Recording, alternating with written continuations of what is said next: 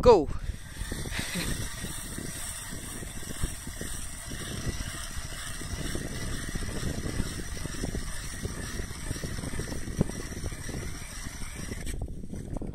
There you go. Woo! Okay, so we make a hole for ice fishing. One more hole here? No, just one.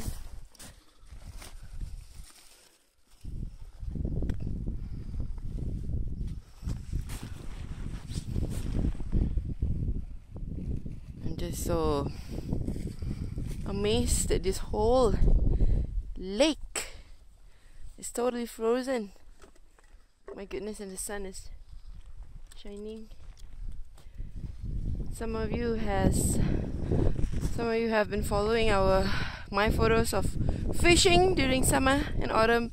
You probably would have seen some of the pictures of how big this lake is. And so now it's all frozen. So some of the little things that I'm just amazed.